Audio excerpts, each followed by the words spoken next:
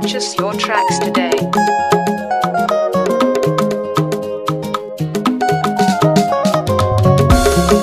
Ikereku la fẹ́ gbére ònírè nílé Àdùkẹ́ aya Abíọ́dún. Mrs. Aisha Àdùkẹ́ aya Ìṣọ̀lá Abíọ́dún. Ọdún tuntun wọlé bá ọ lálejò, ìyá àbíbò tún lé lọ́dún, bàbá ọdún pẹ́ lọ́wọ́ Olúwa. Mẹ́bí wọ́n ń pè ọ́ láyé òun jẹ́ ìyá àlíyà, ìwọ ò ní bá wọn jẹ́ tálákèjì. Yèyé màlẹ́ ẹkú ọdún ẹkú ìyèdún ẹkú ayẹyẹ oríkádún ẹkú oríire. Lọ́dún tuntun tó wọlé wára, àlékún owó àlékún ọlá, ìlọsíwájú àtìbọ̀ máa bá yín lórí iṣẹ́ lórúkọ Olúwa. Òní wà láyé bí aláìsí èyí mi, ẹgbà òní gbárí ọwọ́ rẹ̀ dànù láyé pọ́ngbá, kórè jẹ́ òpẹ́ láyé kọrin kése. Òkè àárín lẹ ti gbé ń pa owó ajé wálé, àgbà náà ò ní wọnú owó náà o, ẹ fi gbé ohun rẹ̀ ṣe. Ayé òní ṣe sí ọ̀sọ́rọ̀ rẹ, òní dẹdún arìnlẹ̀.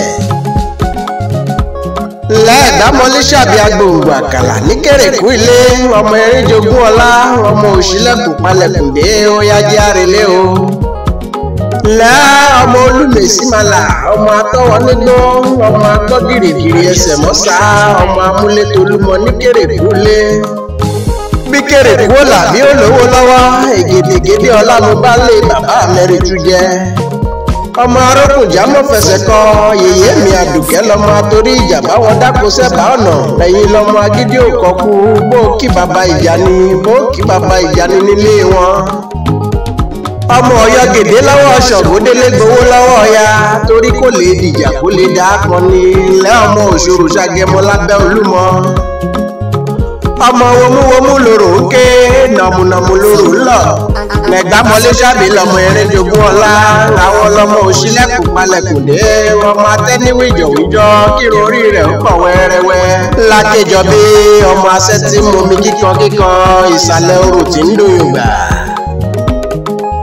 Mẹ́bí ẹni fẹ́ mọ lágé, ó di dandan kó relé aké, èèyàn tó fẹ́ mọ lóko, ó di dandan kó fọ̀nà òkú wẹ́lọ̀, ẹ̀rẹ́ ní fẹ́ mọ lẹ́gbàá láké, ó di dandan kó délé òwúrè ṣàná.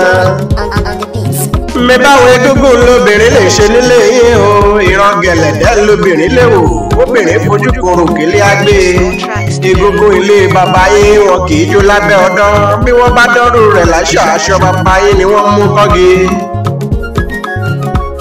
Ó yá Àdùkẹ́ jẹ́ ìsìn ọ́rẹ́lé ọkọ rẹ nílé Ìṣọ̀lá ọmọ olójúde àjígbá, bẹ́rù bá jí wọn gbá tiwọn, bí wọ́n fà bá jí àgbá tiẹ̀, bí mo bá tètè jí máa gbá ti bàbá mi. Ìṣọ̀lá ọmọ ọwọ́ lù ẹsẹ̀ ń jó, dáná yágbó ọmọ ọlọ́fíà. Ewúrẹ́ òróró kí ajẹ́ lẹ́sẹ̀ gbàgede, àgùntàn òróró kí ajẹ́ lẹ́sẹ̀ yàrá, ẹdìyẹ òkùnkùn ní jẹdé pópó ọlọ́fíà. Ajá ti hàn sí àgbò ti hàn sí ọ̀rọ̀, mi bí ajá ò ní rọ̀rọ̀ ní bàbá yín pé kí n má gbòkan bọ̀ lọ́jọ́ wá, kí n tó ti lé dé bàbá yín ti má jábọ̀ pópó ọlọ́fíàn. Pópó ọlọ́fíàn náà lò ṣàkúlẹ̀bọ níbi wọ́n ti gbé Bíṣọ̀lá lọ́mọ. Purchase your tracks today. Òróró kí wíjọ ló ṣe, rábímọ ní ṣògo ìṣògo, àwọn àgbààgbà wọn jabula ló ṣe. Ọ̀tún òróró kí onílẹ̀ arẹ̀yọ, òsì òróró kí onílẹ̀ arẹ̀rùwà, gbárígbárígbárí onílẹ̀ agbáre, rẹ̀dìyẹ òkùnkùn ti jẹ́ dé pópó ọlọ́fíà. Mrs. Aisha Àdùkẹ́ aya Ìṣọ̀lá, mama Abib, mama Leah, mama Malik, ẹkú ọdún ẹkú ìyèdún ẹkú oríire. Bí gúnugún ọ̀pẹ́ láyé alẹ́gbẹ̀rún ọdún, bákàlà ọ̀pẹ́ láyé alẹ́gbẹ̀rún ọdún, màmá kò fọwọ́ páwó kò fèrègì jòbì, kó pẹ́ kọrin kése bówó ti ń pẹ́ nílé arọ́ o.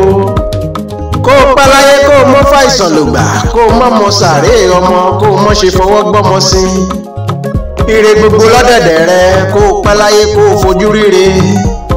O ní kú fọ́tayọ̀ yèyé mi, o ní ṣe kòǹgẹ́ abínú ẹni.